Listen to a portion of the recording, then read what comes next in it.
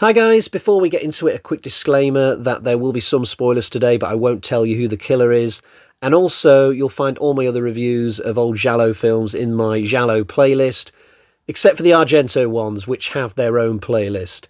And I guess the next thing to say is that no, I'm not doing some kind of Satan-themed review series. I am aware that one of my other reviews recently was for the film Satan's Slaves. And here we are again with another film that has Satan in the title, but I assure you it's a complete coincidence. I picked this film completely randomly the other night. There was no thought process behind it. This was directed by a guy called Ferruccio Casapinta. He only ever directed one film in his life, and without giving away too early how I feel about this film, in my experience, one-time directors don't exactly hit it out of the park. So, to give you an idea of the plot, we've got this gorgeous young blonde woman who inherits a castle from her dead uncle. She doesn't seem that thrilled about it, but I can understand how she feels. I mean, if I put myself in her shoes, if I inherited a castle, I think it'd probably take me a good couple of days to see any upside in that. I mean, a place like that, it would be chilly to live in and impossible to sell at market value, right? It would be like a millstone around my neck. Quite frankly, I'd rather something like that just didn't happen to me. So I can understand Elizabeth's position on this. Ungrateful little bitch. But she's got more on her plate in this film than worrying about her ever-growing real estate portfolio. There's a killer running around in this castle picking people off here and there, and the film just kind of follows a very predictable giallo pattern there afterwards, and eventually we will find out who this nasty person is in the final scene when his face is revealed around about the same time that he is killed. Actually, it's not Shakespeare, it's not even Tenebrae, it's maybe Dracula 3D if we're going to go for a quality comparison. But staying with Argento, it's a very sleepy movie. I watched most of this with my pulse not getting up particularly high. There's only a couple of kills up until about 10 minutes from the end. It's just a film that's very, very lackluster and slow, and it's going to require a lot of patience for you to get anything out of this one.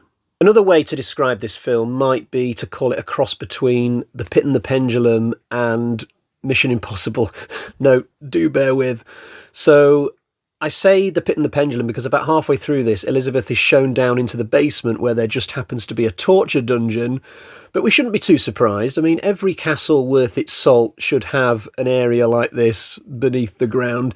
If I did inherit that castle I was talking about earlier, I'd feel quite cheated if it didn't have its own torture dungeon, complete, of course, with at least one cobwebby, rotting corpse still tied to the rack from 200 years or so previous. And maybe there would also be a life-sized waxwork of Vincent Price stood in the corner just for extra points.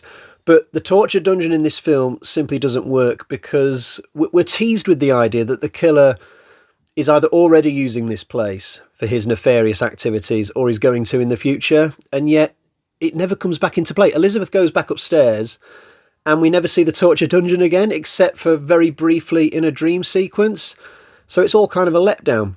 Now, the reason why I said Mission Impossible earlier is because right at the end of the film, when the killer is unmasked, literally they pull a mask off his dead body, but not one of those like Halloween-type masks or something where you obviously know it's a mask.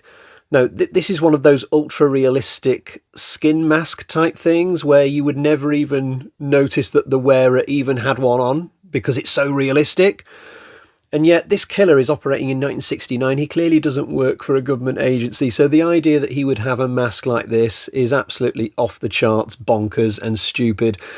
They should have just had him wearing, a rubber mask that you can actually see and identify as being a mask. Make it more of a Scooby-Doo type reveal at the end. Oh my God, it's Uncle Francesco. And I would have got away with it too if it wasn't for you jobless and yet strangely wealthy Italian people.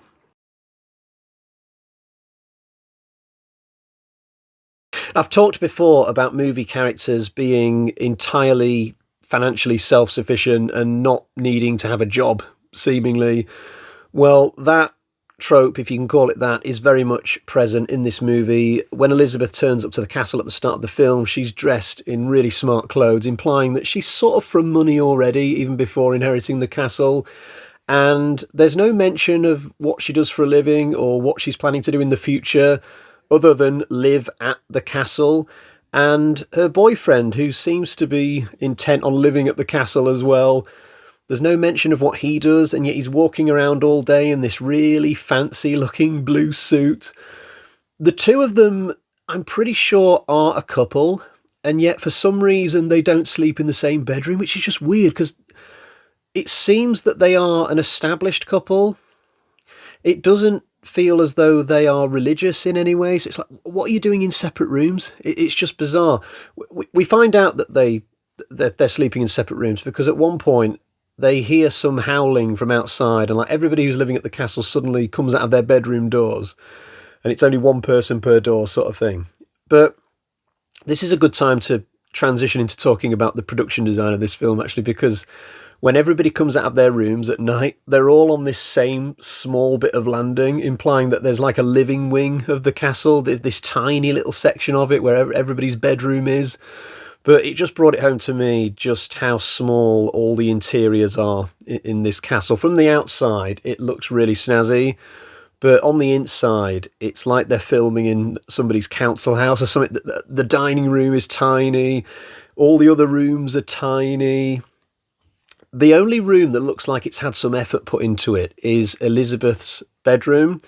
There's like a 4-poster bed and some really cool decor. But I think the reason why they've gone the extra mile for her room is because there's 1 or 2 scenes where she's writhing around on the bed naked because she's having some kind of dream.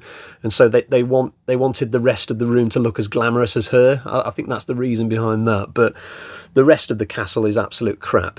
What few kills there are don't show you an awful lot. There's not one good kill in this film, really. And yet, bizarrely, there are 2 pretty good fight scenes. One of them takes place in the woods, and then there's another one really late on. But both of them have good choreography. There's lots of high kicks and manoeuvring around and fancy stuff going on. And it seems to involve the actual actors, not stunt people. I mean, they do use a lot of those cheesy punching effects, like that kind of stuff, but I didn't find it too off-putting. Credit where it's due, these fights are all right. I'm just not used to seeing this kind of thing in horror. It's usually more action films that you'd see fights like this. Strangely, though, Elizabeth plays no part in them. She seems to disappear from the movie with about half an hour to go. I don't know why. It's not like she's kidnapped or knocked out. She just seems to go off somewhere, and her boyfriend takes her place in the story, seemingly just so he can be the one involved in these fights. And then right at the end, during the unmasking scene, Elizabeth comes into the room like, oh, here I am, I'm still around. It's just weird. It just makes the film feel like it's being made up as it's going along.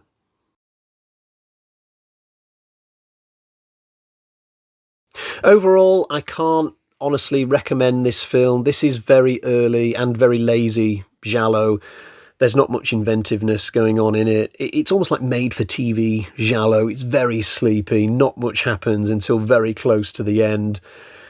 I would say you could do better in terms of seeking out this type of movie. So unless you're the type of person who is desperately trying to seek out every giallo under the sun because you've made that your mission, then I would say skip over this one and find something else. Certainly out of the 2 Satan-themed movies I've watched over the past month, Satan's Slaves was better than this one. I mean, there is the fight scenes at the end of this. They're pretty good. But honestly, if you're in the mood for that sort of thing, just do it properly and go and watch The Raid or John Wick or whatever. Don't watch The Doll of Satan just for that. In terms of horror, which is what I came for, there wasn't really a lot of fruit on the tree, shall we say. Right, let's get to the bag of terror so I can show you what score I'm going to give this movie. So we got 1, 2 Michael Myers carving knives out of 5, and I think that was pretty generous, I'd say. So we'll leave it there, but before we go, let's have a quick reading update. So I've just finished reading Sheep Farmer's Daughter by Elizabeth Moon. This is a fantasy novel. It's the first in a long-running series. It's about a young woman called Paxenarian, and her father wants her to marry this local farmer in like an arranged marriage type thing, but she doesn't want any of that. She goes off instead. She runs away from home and joins a mercenary company, and she trains up to be a warrior. And this company, they march down south to get involved in various battles and campaigns and things like that. And they end up in this long-running war against this huge band of mercenaries led by this guy called the Honeycat. And honestly, this book is way better than it sounds. I really enjoyed this. I'd give this 4.5 out of 5. I was very close to going with the maximum score, actually. Really solid stuff. If you're into fantasy, I would highly recommend this. I'm genuinely going to go on and read the second book very soon. So that is Sheep Farmer's Daughter. That just about brings me to the end today. I'm very relieved to have actually been able to make this video tonight. It's actually the third night in a row I've tried to do this. I've suffered with a little bit of I think a COVID strain over the last couple of weeks. It's just, I've not always felt very well, and the 2 nights before this one, I set the camera up and I started to record, and then like something wrong with my nose and throat, and the words just coming out in this really snivelly sort of way, so I had to like abandon it each time. Finally tonight I've managed to like finally get it done, which is a relief because I like to get on and do my next movie. But we'll leave it there for today. Thank you for joining me. Entirely up to you whether you want to check out Doll of Satan, and I will catch you all again next time. Bye bye.